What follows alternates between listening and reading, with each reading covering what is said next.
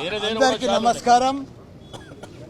ఈరోజు మా మేడ్చల్ నియోజకవర్గాన్ని మొత్తం రూరల్గా ఉండే మున్సిపాలిటీలు ఉండే కార్పొరేషన్స్ ఉండే సర్పంచులు ఉండే ఎంపీటీసీలు జడ్పీటీసీలు ఉండే 220 మంది కార్పొరేటర్లు కౌన్సిలర్లు ఉండ్రి, 61 మంది సర్పంచులు ఉండ్రి, 5 మంది ఎంపీపీలు ఉండ్రి, 5 మంది జడ్పీటీసీలు ఉండ్రి. అసలుంటిది మొత్తం మటాక్ చేసి 16 మందికి తీసుకొచ్చిరా మొత్తం.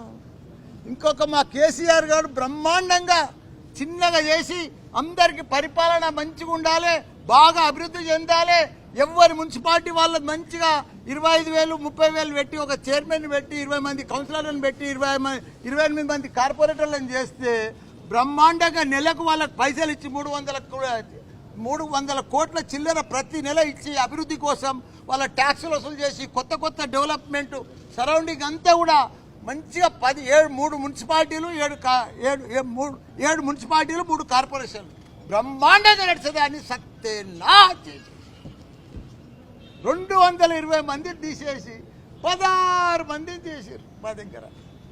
ఇంకా ఎట్లా అంటే మా పోచారం మున్సిపాలిటీ ఉంది, 57,000 చేశారు. దాంట్లోనే ఇంకొక డివిజన్ వచ్చింది, 28,000 చేశారు. ఒక మేడ్చల్ పాత మండలంలో ఒక దాంట్లో 57,000, ఒక దాంట్లో 50,000, ఒక దాంట్లో 28,000, ఒక దాంట్లో 30,000. అది తుక్కుగూడలో 18,000. అట్లా రకరకాలు చేశారు. ఇది పద్ధత, ఇది ఆలోచన చేయండి. పూర్వం ఒక 9 మున్సిపాలిటీలు ఉప్పల్ కానీ సూరారం కానీ ఇవన్నీ కూడా జిహెచ్ఎంసీలో కలిసినాయి. ఇప్పటికాడ పందులు కొట్లాడుతున్నాయి, మోరీలతో దిక్కు లేదు, దివాలు లేదు. 150 డివిజన్లు ఉన్నాయి పాత మున్సిపాల్. అక్కడంతా డబ్బులన్నీ కూడా బంజారాయిల్కు జూబ్లీస్కు అక్కడే ఫైనాన్షియల్ సిటీకి. ఇప్పుడు ఒక ఎగ్జాంపుల్ చెప్తా. మా తాను ఇంకా కీసర జిహెచ్ఎంసీలో కలిపారు.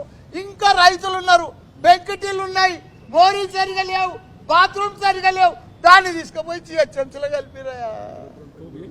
ఆడ ఫైనాన్షియల్ సిటీలనేమో 177 కోట్లు పోతుంది, మా కీసర్నేమో ₹1 కోటి పోతుంది. దీనికి వ్యత్యాసం ఎట్లయితుందా? దాన్ని దీన్ని ఎట్లా కలుపుతారు ఒక జిల్లాకు? దీన్ని కూడా అభివృద్ధి చేయి, 300 చేయి, తప్పు లేదు. దీన్ని మొత్తం మోరీలకి కొద్దిగా ఫండ్ రిలీజ్ చేయి, మొత్తం జిహెచ్ఎంసీలో డెవలప్ చేయి, రోడ్లు డ్రైనేజీలు.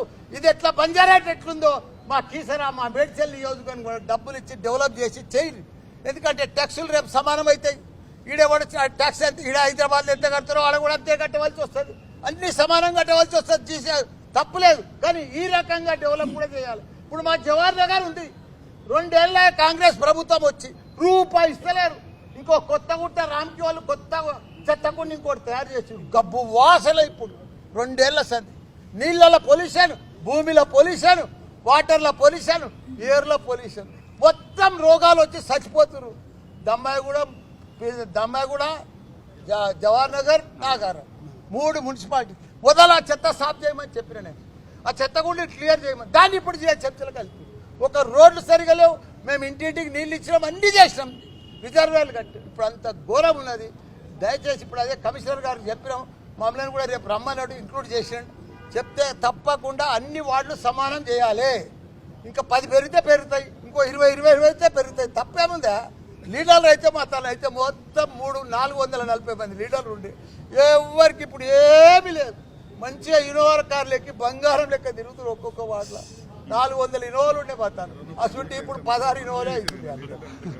అంత ఘోరమైంది. జిహెచ్ఎంసీ చేయండి, అభివృద్ధి చేయండి, రింగ్ రోడ్ చేయండి, జిహెచ్ఎంసీ చేయండి, కానీ డబ్బులు ఇచ్చి అభివృద్ధి చేసి ప్రజలకు బాగా డెవలప్ చేసి రోడ్లు డ్రైనేజు పొల్యూషన్ లేకుండా చేసి జిహెచ్ఎంసీ కలిపిర్రు కదా. అభివృద్ధి ఫండ్స్ రిలీజ్ చేయి, మస్తు పైసలునే జిహెచ్ఎంసీలో బంజారాయిల్లో. ఇక్కడ పెట్టకుంటే అక్కడ అన్ని పెట్టారు, మా మేడ్చల్లో పెట్టి అభివృద్ధి చేసి కలుపురు. జై తెలంగాణ. అడగాలి కదా, లేదు ఎట్లయితుందే నువ్వే చెప్పు. వాళ్ళ మోరీలే లేవు, పేకటీలు ఉన్నాయి, రోడ్లే లేవు,